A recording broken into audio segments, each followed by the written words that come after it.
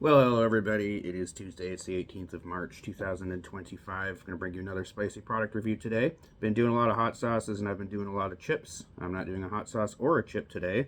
What I'm going to do is a ramen that I found at the local Walmart. And it's a ramen that probably most people have seen at a gas station at one time or another. But this is not exactly that ramen. This is supposed to be the extra spicy version of that ramen. So what I'm talking about is the Tapatio extra spicy ramen. I'm going to try this one out. And you know what? I just realized something. I only have a fork here. So I'm actually going to pause and I'm going to go get a spoon. Because I'm going to try the noodles, but I also want to sample the broth. And I don't want to just like gluttonously drink out of this carton. So I'm actually going to go get a spoon. So give me a second. Alright, crisis averted, spoon found. Yeah, so Tapatio is one of my absolute favorite Mexican hot sauces. I would say that probably my top Mexican hot sauce is Cholula's green pepper sauce. This is somewhere around number 2 or 3. I love Tapatio. Love it. I've been told that it's not actually authentically Mexican. That's made in California or something like that. I don't know. Maybe, or made in some other state. I'm not absolutely sure. But anyways, hey, it's good sauce regardless. Goes absolutely magnificently over any type of egg dish. Make yourself a huevos ranchero. Put yourself some Tapatio on there. That's a masterpiece of a breakfast. Now, what is it exactly that's going to make this hotter? Is there some pepper other than cayenne that's in this that is going to make this hotter?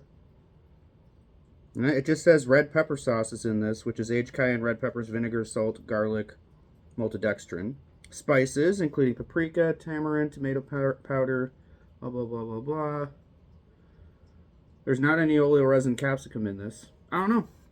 Maybe they just put a lot more pepper in it. Let's see. I just did this in the microwave.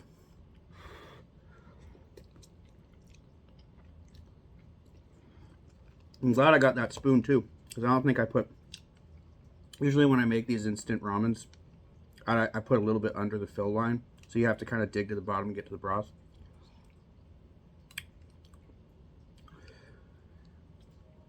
All right, does it taste like Tapatio? Kind of. Kind of. Is it hot? Not really. Eat a little bit more here. It could be one of those like slow building ramens.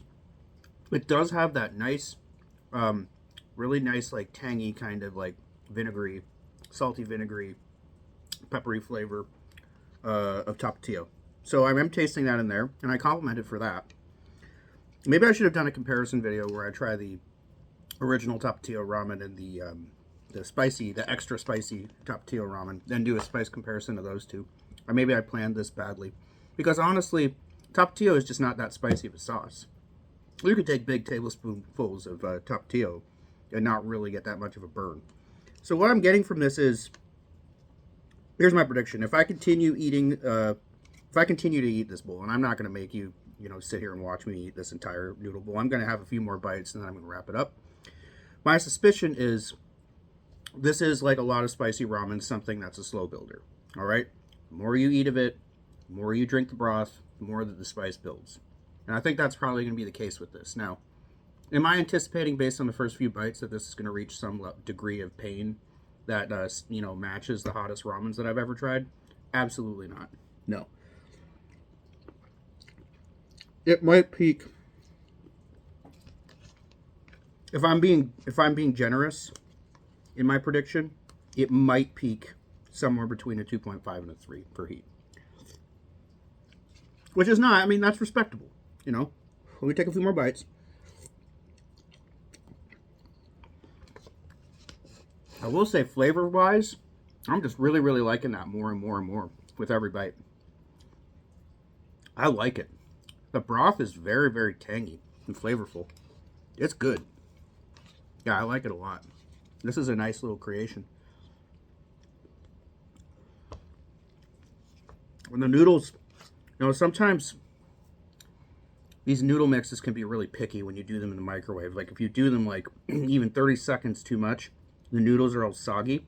Noodles are not soggy. They're kind of holding together here. So I did mine for 3 minutes. It said 2 to 3 minutes in the microwave. I did it for 3 minutes. I put the water just a little bit under the fill line so that the concentration of spice and flavor in the broth would be a little bit better. All right. Let's take a couple more spoonfuls of that broth. Let's do our ultimate evaluation. All right. Authenticity. Is this recognizable as a Tapatio product? I would say yes. I would say if somebody gave me if someone blindfolded me, and then they gave me this, and they said, guess which Mexican hot sauce this is supposed to taste like, and if I didn't know that the Tapatio ramens existed, I think I would guess Tapatio. It does taste like Tapatio. So it gets a good rating for authenticity.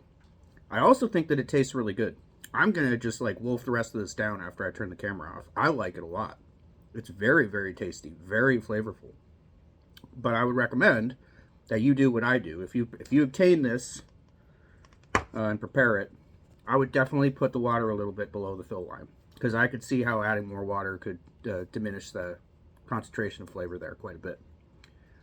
So I'm going to give the flavor a 7.5. Yeah, I was going to say 7, but honestly, I'm kind of addicted. I'm like excited to like wrap this up and get back to eating it. So I'm going to give it a 7.5. That is a really damn good ramen. Spice, I'm going to give, it's a 2.